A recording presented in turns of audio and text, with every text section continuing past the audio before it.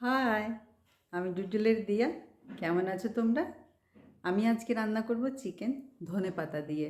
আমার ছাদ বাগানে ধনেপাতা হয়েছে, তো ভাবলাম চিকেন রান্না করছি, তো ধনেপাতা দিয়ে করে দেখি কেমন হয়। তো চলো দেখি।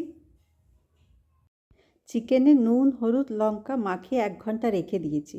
একটা মিক্সির জারে 4-5টা কাঁচা লঙ্কা, 1 মুঠি ধনেপাতা, 10 থেকে 12 কোয়া রসুন, 1 ইঞ্চির একটা টুকরো আদা, আর একটা বড় সাইজের টমেটো।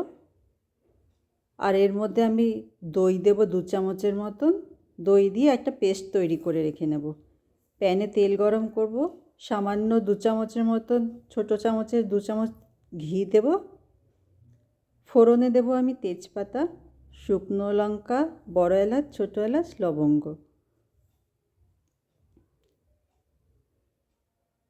দুটো মিডিয়াম সাইজের আমি পেঁয়াজ কুচিয়ে রেখেছি, ফাইন কুচিয়ে নিয়েছিলাম।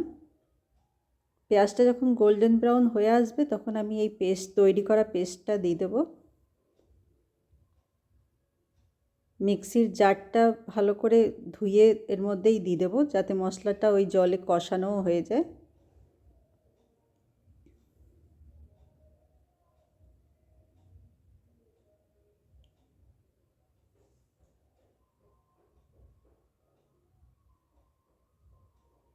মশলাটা ভালো করে কষাবো। যখন মশলার তেল ছেড়ে দেবে সেই সময় চিকেনটা, ম্যারিনেট করা চিকেনটা আমরা এই মশলায় দিয়ে দেবো।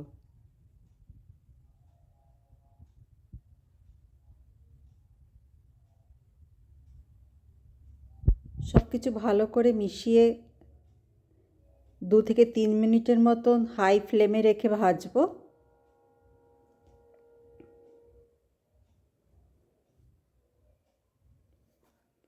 তারপরে ঢেকে গ্যাসের ফ্লেম মিডিয়াম করে দেবো, আর মাঝে মাঝে নাড়া দিতে থাকবো। চিকেন আস্তে আস্তে নিজের জল ছেড়ে দেবে।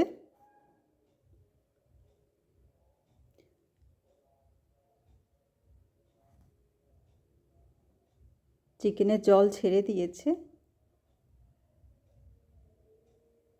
এর মধ্যে আমি 2 চামচের মতন কাজু বাটা দিয়ে দিচ্ছি, কাজু পাউডার দিচ্ছি।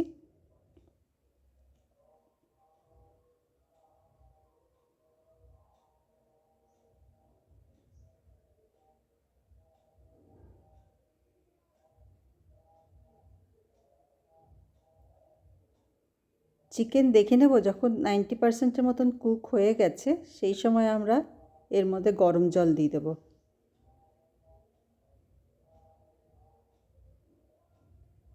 চিকেনটা আবার একটু বেশি কুক হয়ে গেলে হার্ড হয়ে যায়, জুসিনেসটা থাকে না।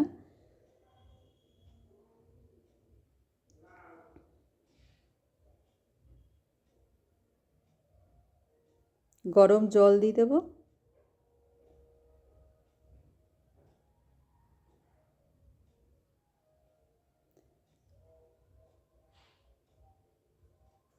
মিডিয়াম আঁচে কিছুক্ষণ রান্না করব। আমি 2 চামচের মতন ক্রিম ফেটিয়ে রেখেছি, সেই ক্রিমটা দিয়ে দেবো। নুনটা এই সময় টেস্ট করে দেখে নেব, যদি নুন লাগে তাহলে নুন দিয়ে দেবো। আমি ফোড়নে যা গোটা গরম মশলা দিয়েছি তাই, আর এখন আর গরম মশলা দেব না। গরম মশলা দিলে ধনেপাতার গন্ধটা চলে যাবে।